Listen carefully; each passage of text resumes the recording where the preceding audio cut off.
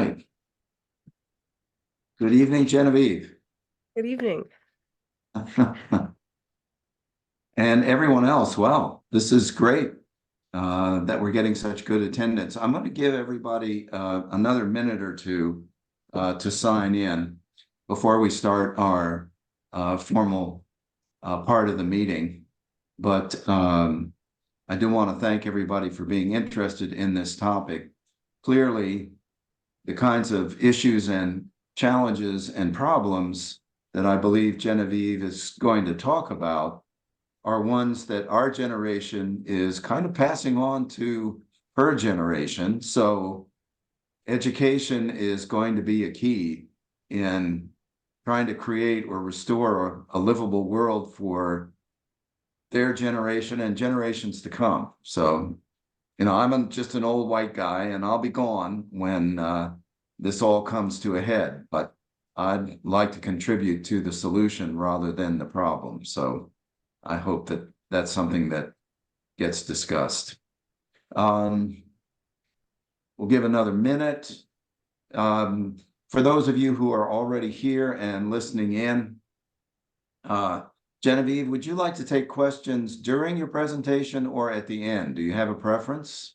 I think at the end would be a little bit easier to manage on the Zoom world. Okay. All right. So for those of you who are already here, just be aware, if you have questions, we'll take them at the end.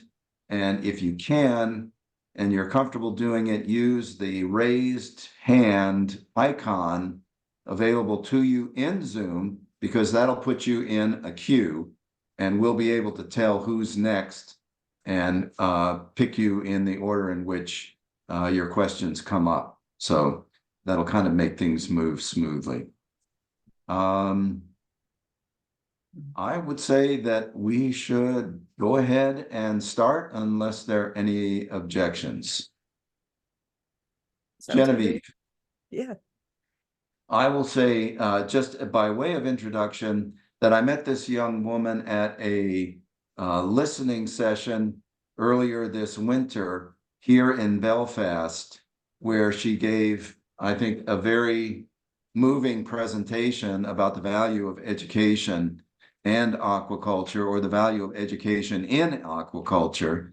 And I think that everyone who was at that public listening session was interested in what she had to say. I saw heads nodding while she was talking about the program that she's created and that she supports. And I hope that she will build on that with us tonight. So Genevieve, the floor is yours. Okay, thank you so much. I'm going to share some slides. Sorry, I am a high school science teacher, so we are going to have to live within the paradigm I have available to me. So give me just one moment to get that up and running. Okay. Is everybody seeing slide? Fantastic. Oh, this is Yes, we giving me can. facts, and I'm just so happy to see you with cameras on. All right, let's go. So I grew up on the coast of Maine. My father is a lobsterman in Belfast, and I believe he's probably on here too tonight because he's very excited about this topic as well. I went to Maine Maritime Academy for marine biology and have been working in public education, but really trying to make it marine education as much as possible, because that's really where my passion lies. So that's what we're going to kind of talk about today. So the working waterfront is a feature of our coast and of our culture that I think is really deeply important here, especially in Maine. So we have 5,300 miles of coast available to us because of all of those nooks and crannies that we have along our coastline. 175 miles of that coastline are deep enough and sheltered enough to host working waterfront activities, but less than 25 miles are actually devoted to commercial fishing activities. And I believe that that's a statistic from 2023. I've seen as low as less than 20 miles devoted to commercial fishing activities. So just so you know, there is a little bit of wiggle room with that particular statistic. But the point I really want to make is the fact that we are looking at 0.36% of our coastline is being used in this capacity of working waterfront. Which brings us to the question of what is a working waterfront? What do I mean when I say that? So the working waterfront is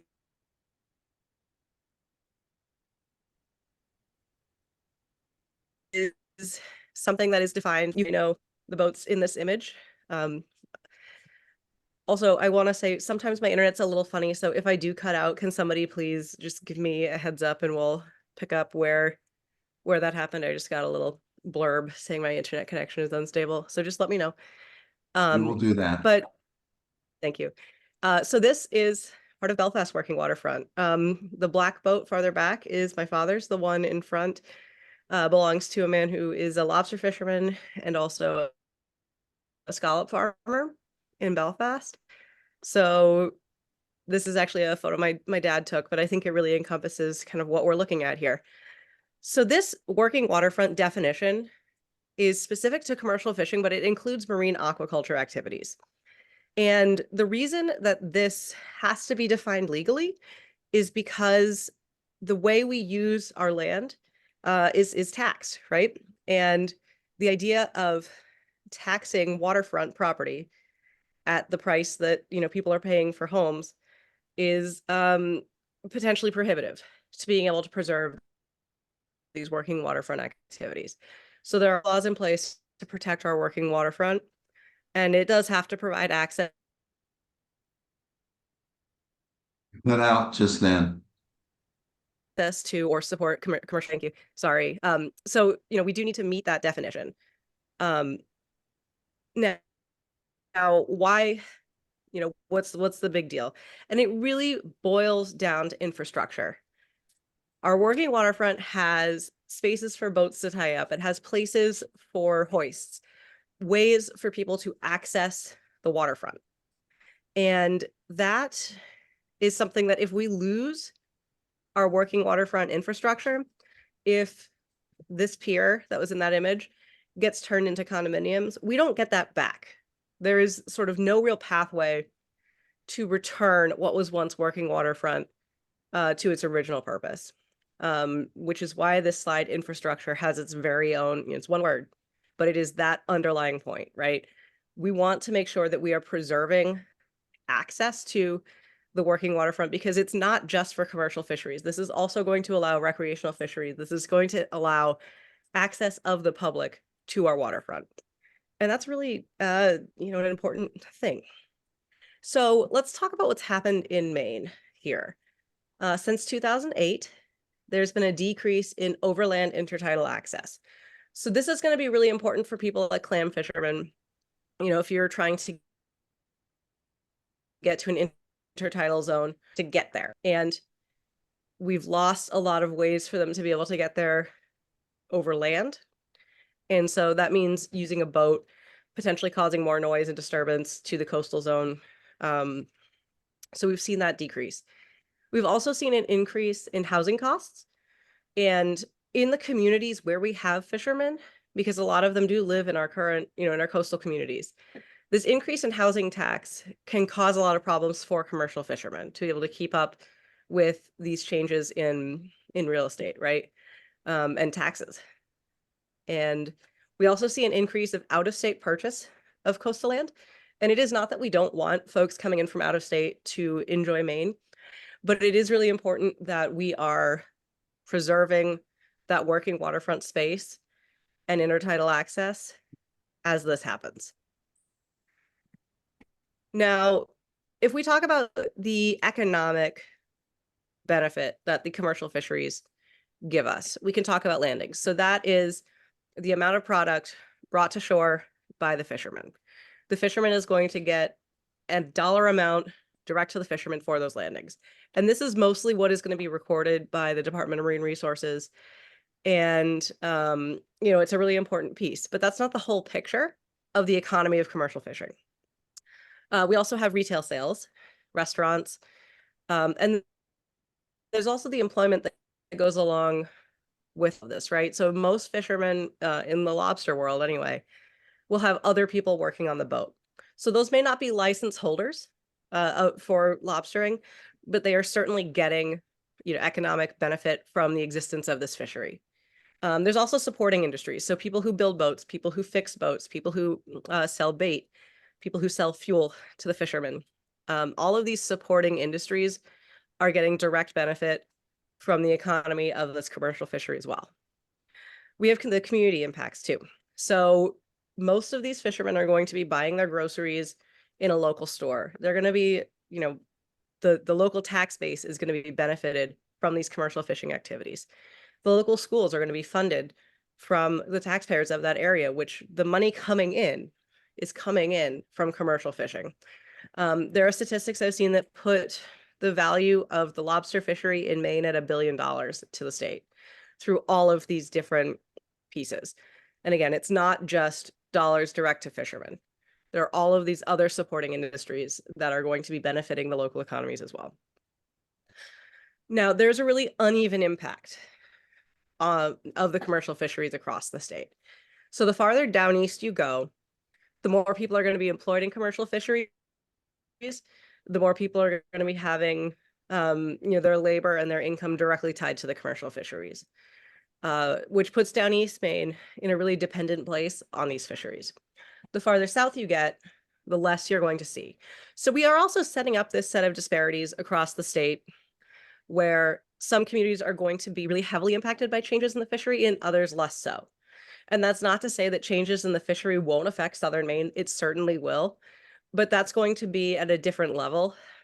A downturn in the lobster fishing isn't going to mean that, schools aren't going to be able to get the same amount of money from their taxpayers, for example.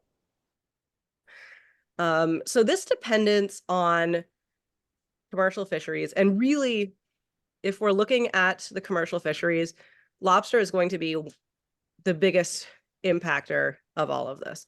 So if we take a look at the landings to the vessel in Maine from 2023, 76% of this $611,277,000 was from the lobster fishery. And again, this is direct to the fishermen. We're not even talking about that expanded industry, right? So the lobster is going to be taking the lion's share of our commercial fishing landings. We see elvers, and the reason that elver is such a large part of this pie here is because we're talking dollar value, not pounds.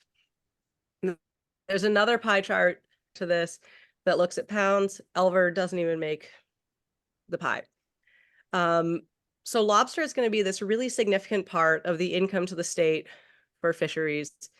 And we also, some other things that I want to point out here, because we are talking about aquaculture tonight. I know we're starting in fisheries, but we'll get there.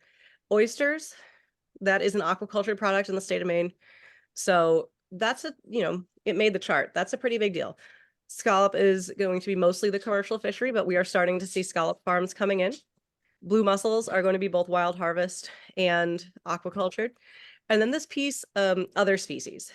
That would be things like the seaweed, aquaculture industry, and other things like that. But the point I really want to make is that we are heavily in our coastal communities on the fisheries and specifically lobster. This graph is one, I don't think any of my students are in our audience here, but if they are, they've seen this graph. This is a look at lobster landings since 1950. If we're looking at the gray bars, if we're looking at the gray bars, that is going to be the pounds in millions, and that's going to orient to the axis on the left. If we're looking at the black line with triangles, that's going to be millions of dollars.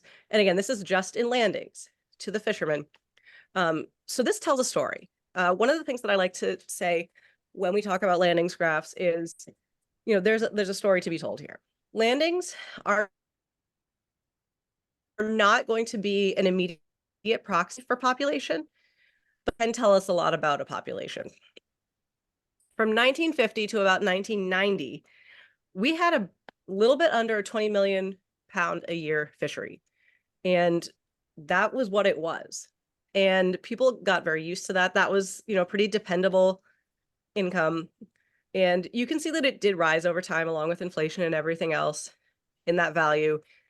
But it was a really steady, predictable income for the most part if we're talking statewide. Then in 1990, something happened, and we see that the landings of lobster is increasing dramatically year after year. Yes, of course, there are years where it's lower than the year before, but for the most part, the trend is radically upward to, I believe the maximum that we saw was 132 million pounds in, I want to say 2015 or 2016. So what happened? And the story of what happened here in Maine is that we actually had a massive increase in our lobster population.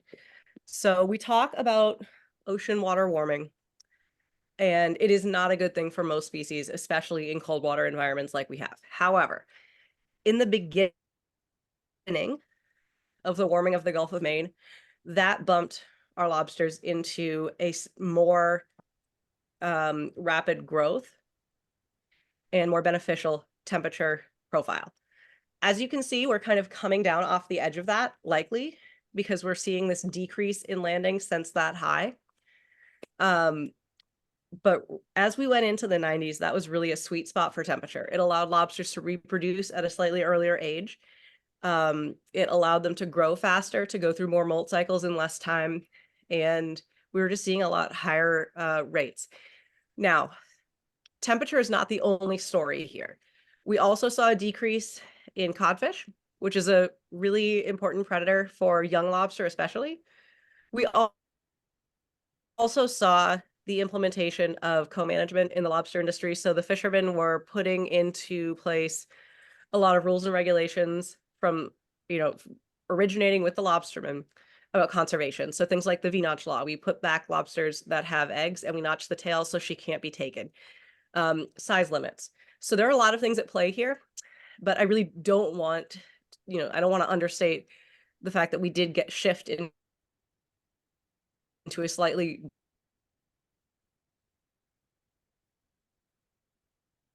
more mature paradigm out here. That again. What I do want to point out here is that with that heavy dependency on lobster, we went from an economy on the coast of Maine that was accustomed to about 20 million pounds of lobster coming in a year. Now we're used to an economy that is seeing regularly over 100 million pounds of lobster. The shift in scale there and the shift in I mean almost standard of living for the fishermen, really, and like the expectation of being able to pay off large loans for boats, pay off large loans for trucks, mortgages, things like that. It's just a different world. And this heavy increase in dependence on lobster in our seafood sector is something that worries me greatly, especially with the last several years of landings. Because if tomorrow we went back to a $20 million or 20 million pound fishery, I don't think the coast could survive that. It's just so different than what we've been experiencing since 1990. Now, if we talk about heavily impacted zones, these 4 ports that are highlighted here, sorry, this is not what I'm talking about. The little reds, the 4 ports provide more than 25% of the landings statewide. So that's going to be Beals, Jonesport, or Jonesport, Beals, Stonington, Vinyl Haven, and Friendship. So those are going to be very important places where we're landing lobster. And so I want to talk about trends here. The farther east and down the peninsula as you go, the number of lobster licenses increases. So what that also means is that the more remote the community on the coast, the more people are depending on the lobster, at least one lobster license registered to them. And 53 of these 200 communities are going to be especially vulnerable because of the age structure of that population, because of a small population, high levels of poverty, low growth rates, and a small rate of labor force participation. So we have these communities that are incredibly dependent on lobster. that are home to most of the working waterfront in Maine and are really, really vulnerable places to change. So that sets us up for, a lot of people who are at risk. Now, in the past, commercial fishermen were not just lobstermen. These days, most of the people who are fishing are going to be lobstermen. And I want to show and highlight some really specific populations and landings data to tell a story here of what's happened to the average commercial fisherman in Maine and how this dependence on lobster happened. So sea scallops are one of the things that people would fish if they also fish for lobster. My father thought it was very important to point out that this 1975 bump in scallop landings was almost solely due to a population of scallops off Sears Island. He remembers that there were a lot of scallop boats in Penobscot Bay that year. So there you go, Dad. We've told that story. But scallop is very much a boom and bust fishery.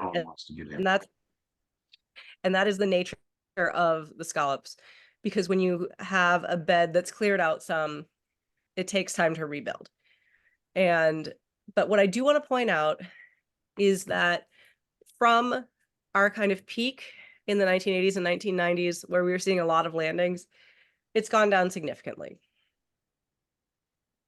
Shrimp is another example of a fishery that people who would fish lobster would also fish shrimp. They would have a more diversified portfolio of species they would depend on. We have not had a shrimp fishery in Maine since 2013. And this has a lot to do with warming waters, and the center density of these species of shrimp have been moving north.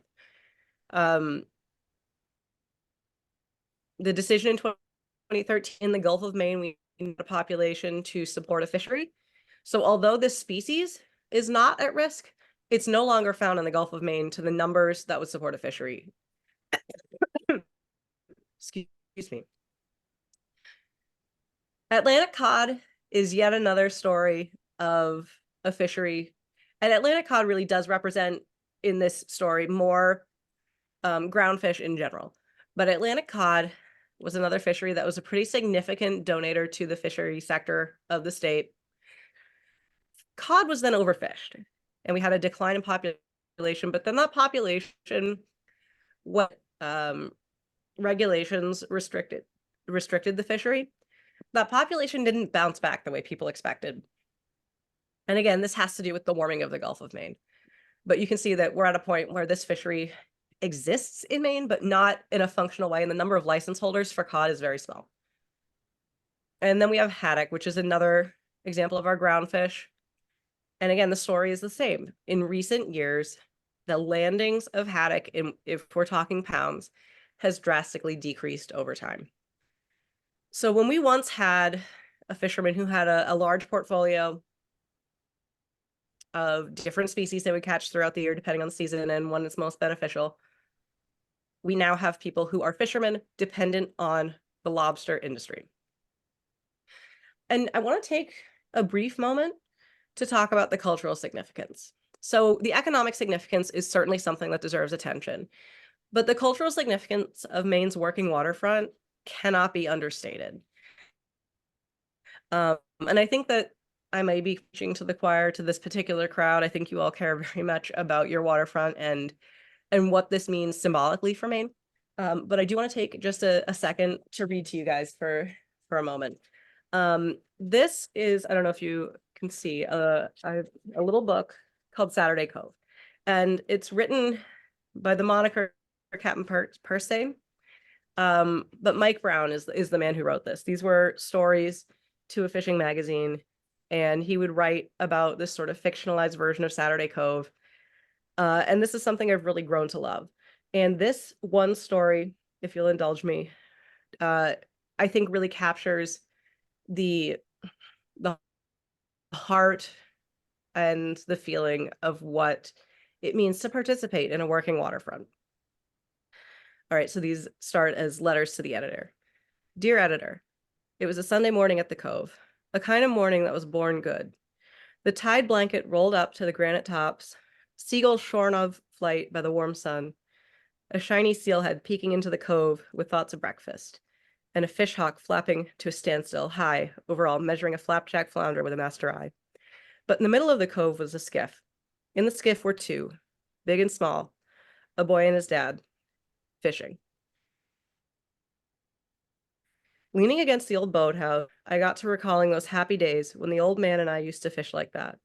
Because most of the times, it was the weir and lobster pots we were tending. But oftentimes, when the herring were off somewhere and lobsters were snuggled under rocks, picking out new coats, the old man would say, "Square knot, haul in the dory, and we'll catch us a mess of flounders." We get the handle on a few clams, and I'd slip the oar between the thole pins for the row to the fishing grounds. Standing up, I'd just be able to see over the snout of the dory. But after the first time, when the old man told me the marks, I'd find the grounds without a word. He wouldn't have told me a second time anyway. Just let me catch dogfish. After I'd splashed the grapple and the dory had tethered to the breeze, I'd settle down on the stern and the old man likewise into the bow. Dories were built with this in mind. We'd divvy up the clams, wind a white gob on a hook, and heave it out. More often than not, by the end of a couple hours, we'd have that promised mess of flatfish. What came as a hell of a surprise in later years was that the old man had been schooling me during those fishing times. It was only about the time when he was chatty. When I realized it later, I probably learned more flounder fishing with the old man than I ever did in school. When, years later, I'd sit on the shore for hours listening to the porpoise chase the herring till they sounded like I'd remember the old man said they would. Or some nights, when the phosphorus clung to every movement of the sea like a million lights, I'd row around the cove for the joy of dipping the oars in a fiery wake. Then I'd remember the old man said there would be nights like this. He'd say out there fishing long ago, "Square knot, this just ain't Maine where you live. It's a place to be and grow and learn what makes a man have pride in his walk and thought." He'd say that money sort of goes sour in this clean air. I remember that I didn't quite go for that, especially when the old bike needed a new tube, or some friends got lots of Christmas presents that I'd have to match against a clam hoe or a new set of oilskins. He'd tell me that when I got bigger, I'd probably mosey off from Maine, and he allowed how it might be well that I did. The old man would say, "There ain't no other place like this, but I suspect your young blood has got to search a little while, but don't dally." Then, between flounders, he'd tell me what I was going to miss in this search. How the moon was so big when it came up over the Porcupine Islands that the spruces would crouch a little in awe. How cranes would stand on spindle legs for hours with their poised sword. How when the water was angry, it would send its waves ashore to gather sand to make the mortar froth to sting the granite ledges. And how the fog would nearly hug the shore life to its strange turnabout ways. The old man would say that black coffee, after seining a wear, was like no other in the world, and that the Maine night air would let a body sleep away his cares like a kitten in a haymow. Sometimes, sitting in the dory, he'd point to a seagull, and before he finished, that gull would take on a new life before my eyes.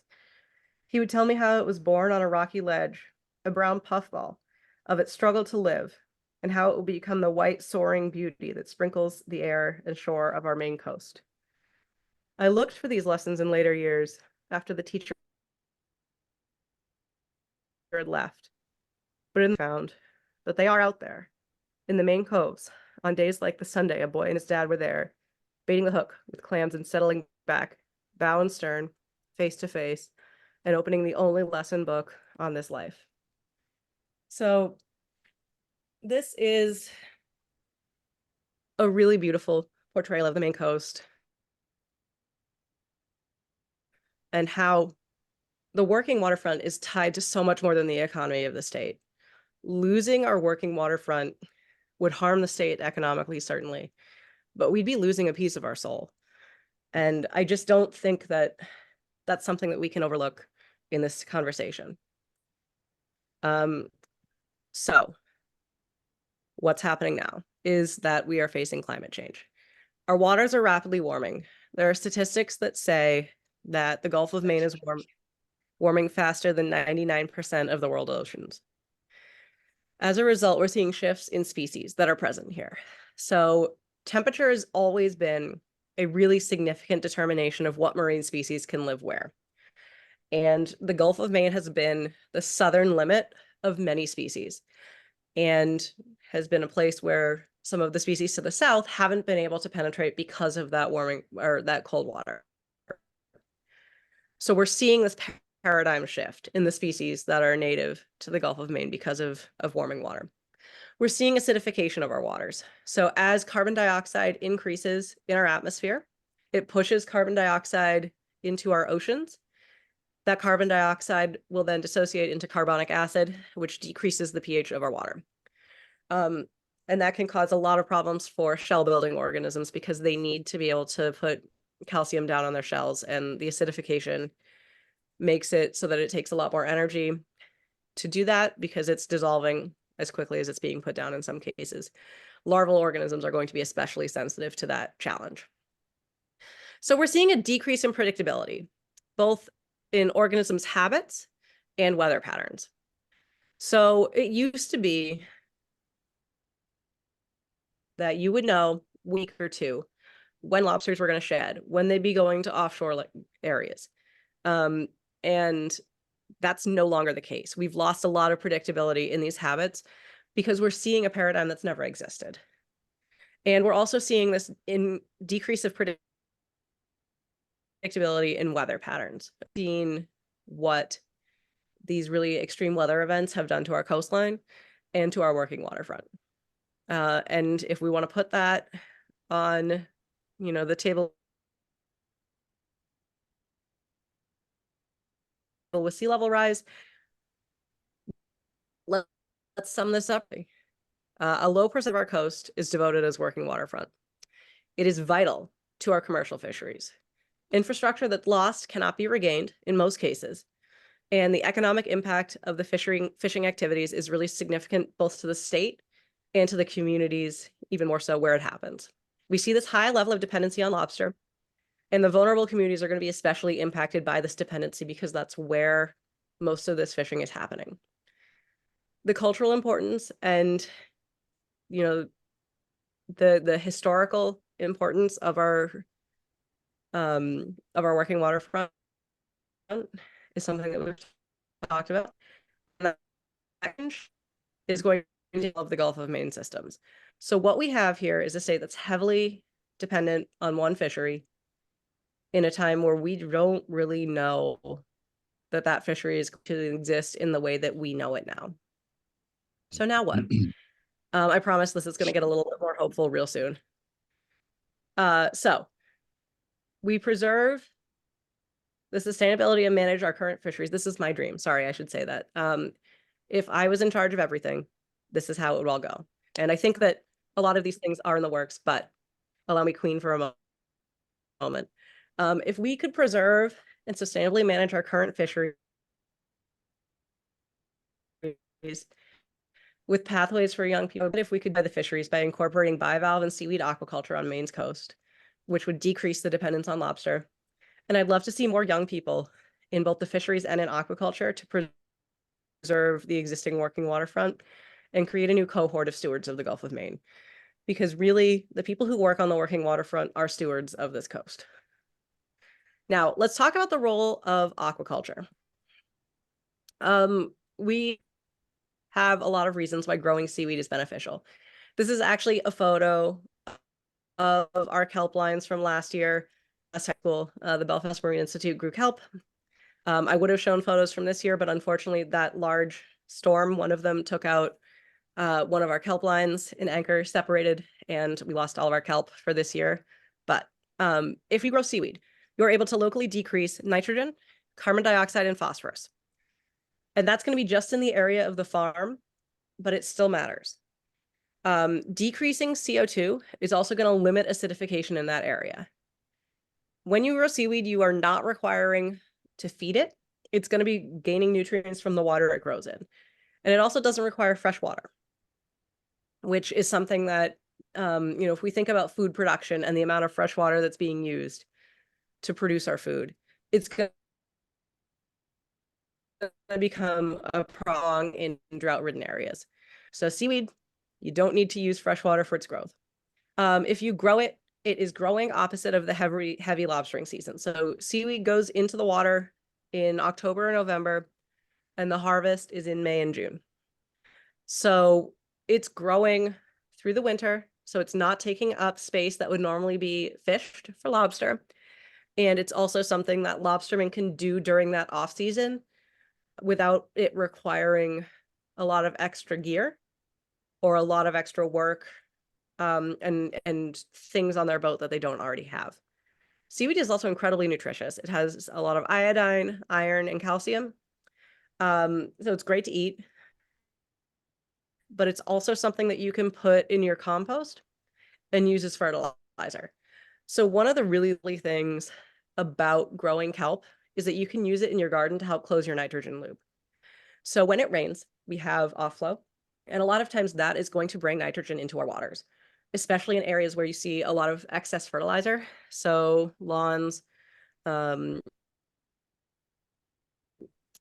agricultural pass, a farm, and see really green farm pond filled with algae.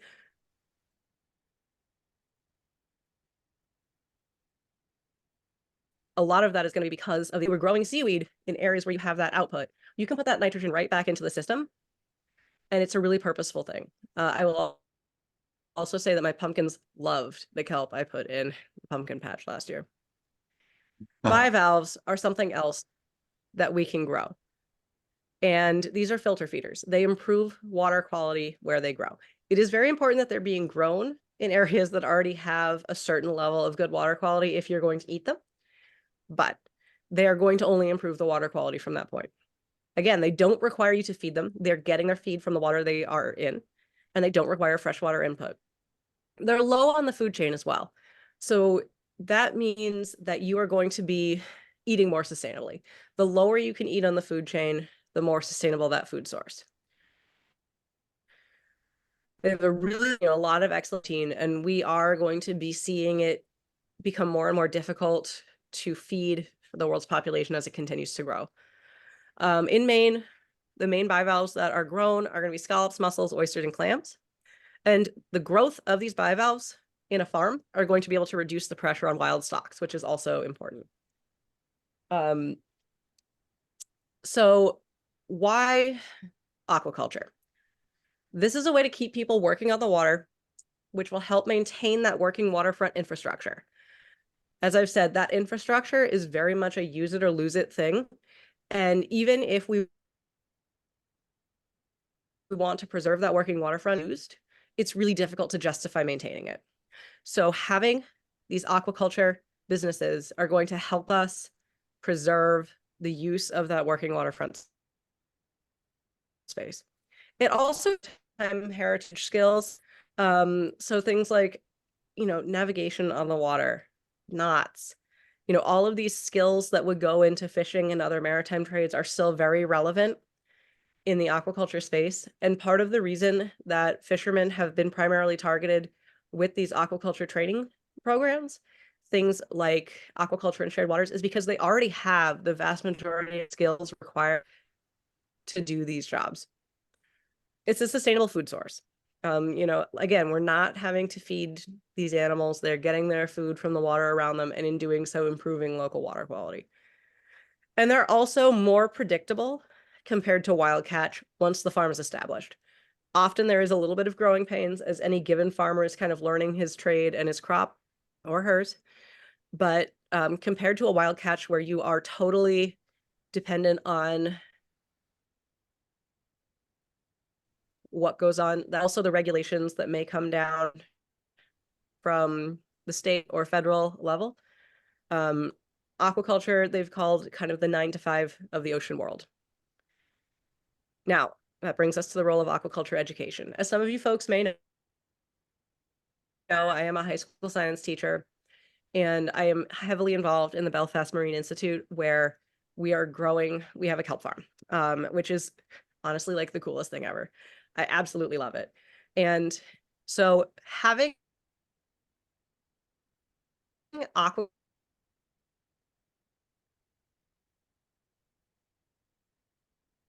education in our schools in general them more to the global sector. So many of the things that we grow here in Maine has a market locally, but there is a lot more out in the world than we would have in this state. So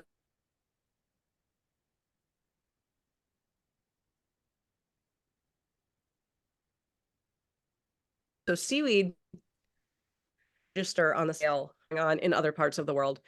So really exposing students to the fact that we have room to grow into a global sector with this seaweed growing. And I'm going to talk mostly about seaweed just because that's where I am educated, but this really does apply beyond. It's also an opportunity to retrain skills from fishery-based. So some of our students are coming in with no knowledge or skills in this area, and some are coming in with skills from, a fishing family or something like that. So we can show them how to apply those same skills to a new area. Bringing in new and young people to our maritime space is one way to help preserve that working waterfront and give it that longer life. Right now, our fishing population is older, and we need to start bringing young people in. I've also found that our young people are constantly bombarded with messages about how the world is falling apart. And those messages aren't incorrect. But one of the best things that I can do as an educator is give my young people some hope. And being able to grow something that both can feed your community, can preserve some cultural spaces in your community, and can also help improve water quality in some really specific ways that are degrading because of climate change is such a powerful thing. Is it the whole answer? No. But being able to show our young people that there are answers out there, and it gets them thinking about how to apply these ideas at grander scales, and just giving them a way to see a future is one of the most powerful things that I can give them. It also gives them some ideas around biosecurity. So especially in the nursery phases of any of these organisms, security is very important. You want to keep the young animals or seaweed safe. And so having them take a moment to think about, what is it that these animals need to grow? What is it that they need to be healthy? And that's a really powerful skill that they can learn. The other piece is the public health and safety. Anytime you're working with something that might be eaten, especially if it's a bivalve that might be consumed raw, you need to think about public health and safety.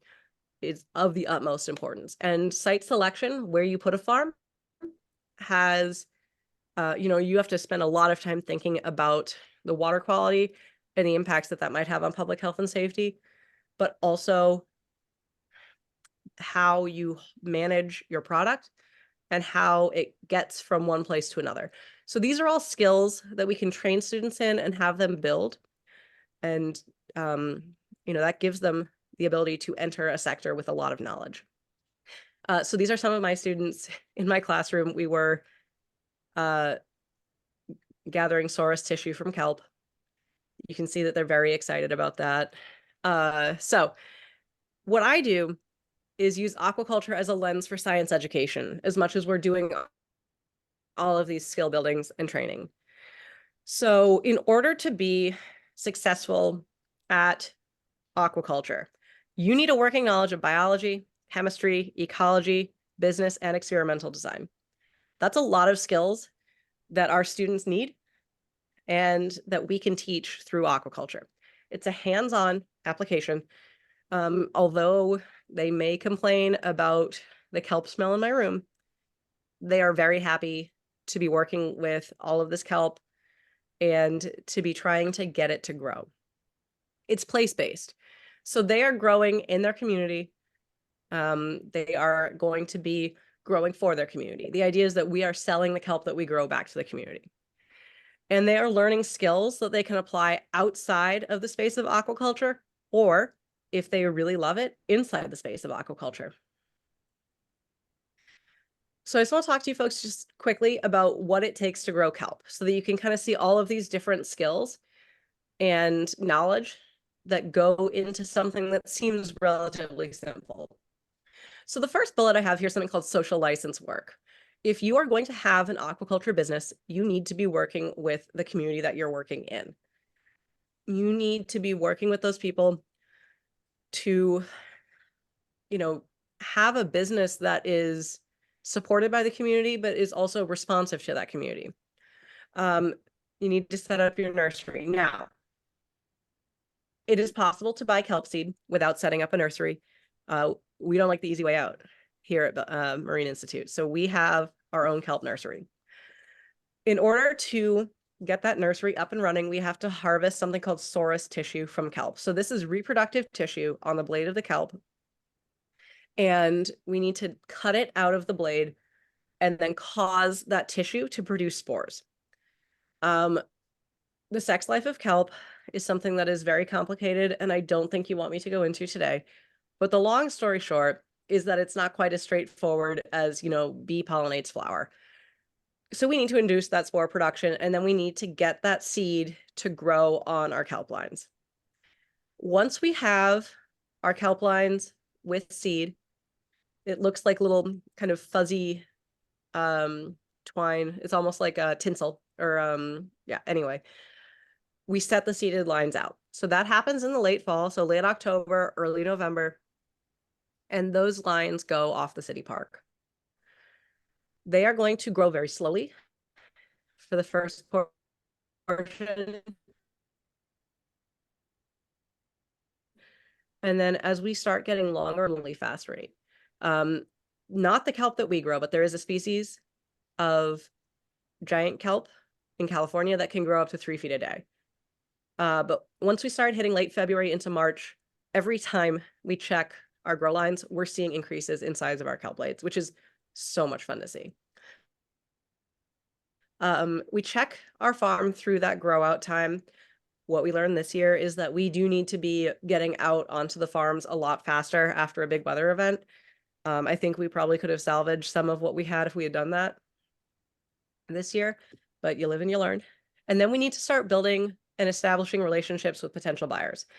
So that means students reaching out to local businesses, students reaching out to local restaurants, talking to people they know that garden, finding people who will buy this kelp. Then our students come out and harvest all of the kelp off of the farm, and then we remove the gear from the water. So that's another thing I really do love about kelp growing specifically, is that it can be such a low impact type of aquaculture to a community because it's really only in there during the winter when other uses of that water is significantly decreased. So those are the things that we do throughout the year in our marine studies class to grow that kelp. We have a lot of other things that we also do, but that's our kelp growing process. Now, before I move on to questions, I want to tell you about some opportunities where you can learn more about aquaculture if you're interested. There's all sorts of sources. Aquaculture and Shared Waters is an awesome course that's put on once a year or so. It was in Belfast 2 years ago, and it goes through everything you need to know to grow bivalves and seaweed. There are a lot of apprenticeship opportunities for people wanting to get into aquaculture. Maine Aquaculture Innovation Center does a lot of work in the realm of aquaculture education and also gathering data about aquaculture in Maine. You can always support aquaculture education in your local schools. We love that. We are also trying to see more aquaculture CTE or technical education that in Waldo County, but we are not by any means the only tech center that is looking to add aquaculture skills to the things that we can teach students. The University of Maine does a lot of what they call micro-credentialing, where you can learn little bits and pieces about things you need to know about aquaculture. And it's not a full degree program, but you get certifications as you learn through that process. Eastern Maine Skippers program is something that is down east working with high school students to build these maritime skills. Obviously, the Belfast Marine Institute, the Maine Aquaculture Association, Department of Marine Resources, Down East Institute, and Sea Grant all have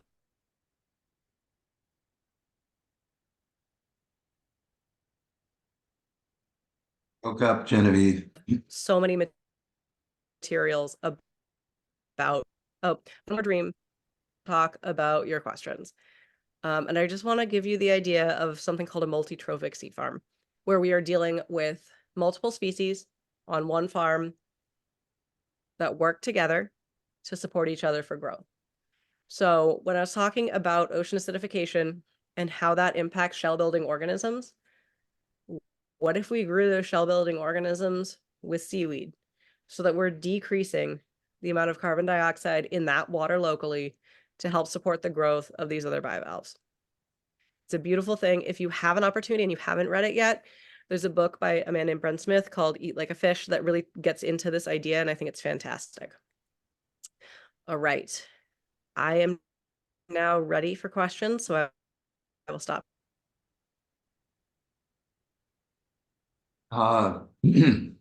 Genevieve, I'll ask a question. I've got a Yep. whole list of things I'd like to know, but not enough time to ask them all. The first thing I'd like to do is ask your permission to share your PowerPoint presentation on our website, if that is okay with you. Yes, absolutely. And we we will make a recording of your presentation available to our members through our site and through our social media connections, if you agree with that as well. Yes, absolutely. Sure thing. Okay. I have one question, and I wondered if you see any any synergy between what you want to accomplish in the aquaculture space and what Maine is already trying to promote on land when they're talking about, quote, organic farming. I'm thinking specifically, of course, of MAFCA, but there's got to be a ocean equivalent. And I'm wondering if that's something that's being talked about as a way to get people more aware of the value and the potential of aquaculture of all sorts. So at this point in time, many of the organizations that I talked about on the learning opportunities would be trying to do that work, but there's not something that is as recognizable and as organized as MOFGA, as far as I'm aware, within the aquaculture space in Maine. And I think that would be such a wonderful thing to have. And really, like, even working with MOFGA, just because of, the idea of closing that nitrogen loop. Also, I didn't mention this earlier, but there are studies that show that you can significantly reduce the amount of methane and CO2 produced by cows if you're feeding them a diet with kelp. Hmm. So I think that there would be a lot of opportunity for collaboration there, but I don't Excellent. think that that exists at this time. Okay. Um, I'm looking to see if there are any hands up. I don't really see anything yet. So I'll ask another question. Yeah. Harrydale Hartley has a conservation area. It's an intertidal mud flat. We'd like to do, or we're thinking about doing, some sort of preservation or restoration of specifically eelgrass. Mhm. And one of my dreams, to complement your dream, is I would like to see more of the coast of Maine come essentially under full conservation easement for the purpose of preserving the intertidal areas and improving them. And one of our other members, Ellie Daniels, pointed out the complementary power of preserving salt marshes and their viability to help preserve our coastlines and improve our environment and our local communities. So these three things all seem to go together, and we could, if we just reframed how we think about economic development, revitalize our waterfronts and have a great environment at the same time. Yes, I completely agree. I think that all of these coastal systems support one another. An ecosystem is not one thing standing alone. And again, you folks all know this, but the salt marsh is going to be a habitat for our young fish species and other larval organisms. It's also going to be really important to the resiliency of our coastline because it does have a really protective factor when those big storms come through for that local area. The eelgrass population is something that's really struggled in the coast of Maine, and it would be lovely to see that come back. But it is concerning when our environment is changing at a rate that we don't necessarily know, is Mhm. something gone because we've damaged it so, or is something gone because it really just can't survive in the current climate paradigm that we have? And I don't know enough about eelgrass to know where we are with that. Um, Mhm. but if we were talking about like codfish, we're never going to see a cod population like we did once, just because this area can't support it anymore, and thermally as well as ecosystem wise. Um, there are reports from colonial times. John Smith of Pocahontas fame spoke about having so many codfish that you could walk across their backs across Penobscot Bay. England brought more money back from New England in codfish than Spain brought back Mhm. in gold during that colonial period. Okay, I see, So, Ellie, you raised your hand. I'll take you next and then Corinne. So Ellie, yeah. Yeah, Genevieve, I'm really curious. I'm so happy that you are teaching young people up at the high school. And when I think about aquaculture education, I'm a little bit dismayed about the direction that the universities have taken in getting behind the idea of farming finfish on land with very high-tech kinds of equipment and very great risks to the environment.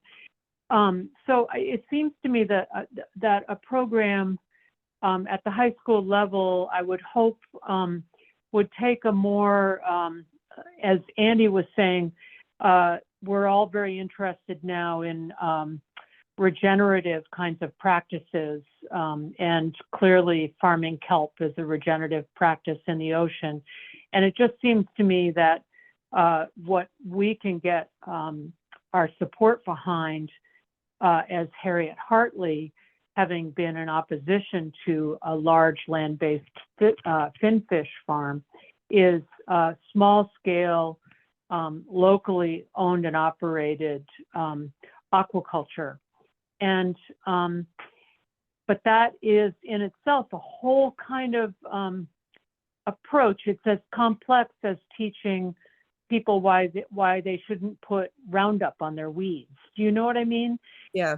So who is working on curriculum? And I would love to hear Parker respond to this. What is going on in the world of aquaculture that is actually along the same lines as what is going on in the world of organic gardening and regenerative and sustainable kinds of practices? Tell me a little bit about that. Yeah. And I would say like the things that you're talking about for supporting the small scale and like bivalve and seaweed aquaculture is awesome. The only other thing I would add to that is that one of the reasons that these finfish farms are so popular is because that's what people want to eat. So one of the biggest things any individual can do is change their habits of what they seek on their plate and encourage others to do the same. So, as important as supporting, the high school's kelp farm, is, learning to eat kelp, learning to eat these that are lower. Sorry, what was that? You just echoed. Oh, sorry. Okay. My internet is getting upset. But yeah, really like changing the habits of what people eat. And that's part of why we're trying to get into more local restaurants, because changing the palate is just as important as all of these other things in the world of education. Because we can farm all of the kelp that we want, but if nobody's using it, we can't support that practice. So I did want to, again, the education pieces, in Maine, the people that are supporting aquaculture education, who are writing aquaculture curriculum, are the same people at UMaine. They're the same people at the Maine Aquaculture Association.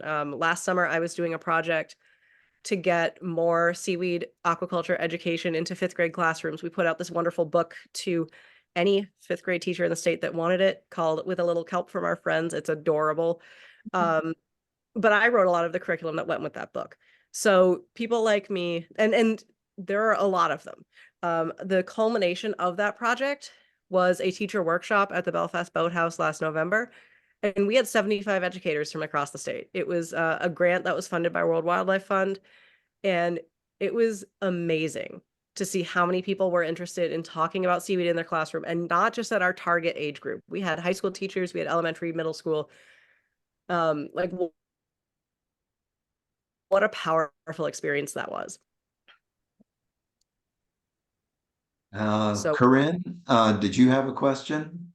I sort of, so when I was working on supporting herring, you know, I learned that everybody who makes all the quotas and everything, they think of one species at a time. They don't think of an ecosystem. So I'm wondering if there's any change in the way those folks are thinking about aquaculture, so that, you know, the eelgrass and the seaweed and the bivalves and the salt marshes, you know, are all considered, you know, ecosystems that relate to each other. Have you seen any changes in that kind of thinking on the systemic on the policy level? Policy level, I would say no. Okay. But it's if I wanted to add a species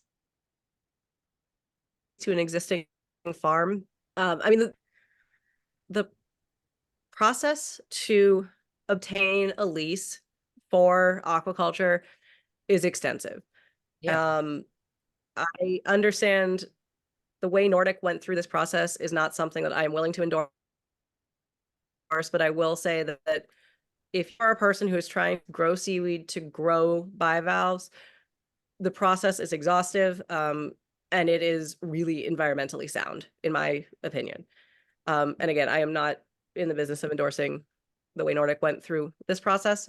But again, you know, to get a sea farm, you have to jump through a lot of hoops to show that you are looking at kind of the ecosystem. You need to assure that you are not interrupting eelgrass beds. That is like one step in and of itself. That you are not interrupting the process of any endangered seabirds. And it does require a certain amount of cooperation between the owner of the sea farm and any riparian landowners as well. So although it is an extensive process, I wouldn't change the requirements for a kelp farm or a bivalve farm. What I would like to see is making changes to your farm in terms of species be a little bit easier than going through the entire process from start. So for an existing farm to add more species, to add kelp, something like that.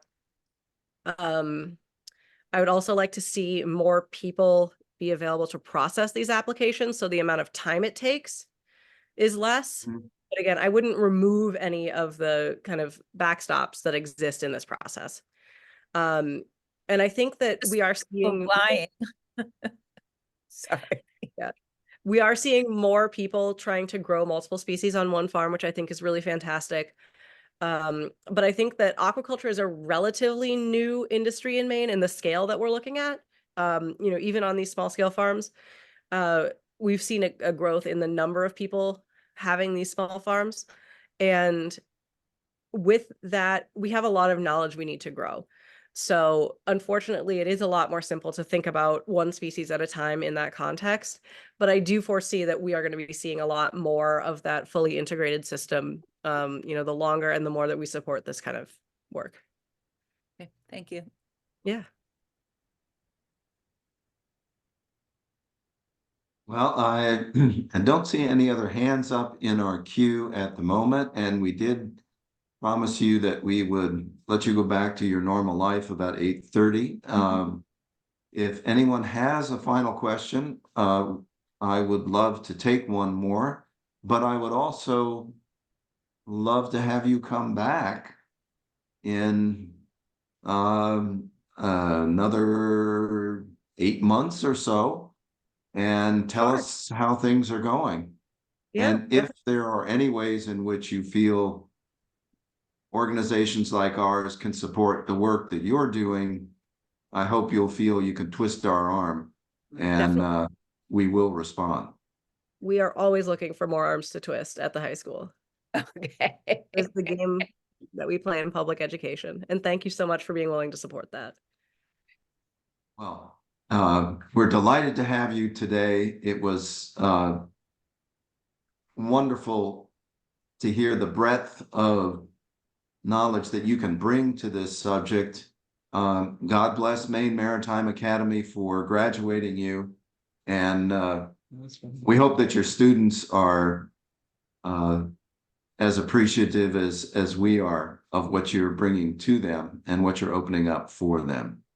I do have a quick story. One of my favorite moments this year that I've had is that I got to go help out on the scallop farm, and lo and behold, on the boat already was a former student of mine from when I taught at Mount View who is working on the scallop farm this summer. That was fantastic. Right. Excellent. All Thank you. Thank you so much, folks. right. Enjoyed my We night. thank you all, everyone, and we'll see you again in July. Have a Thanks good very much, Genevieve. Bye. Good night, everyone. Good night. Night. Bye.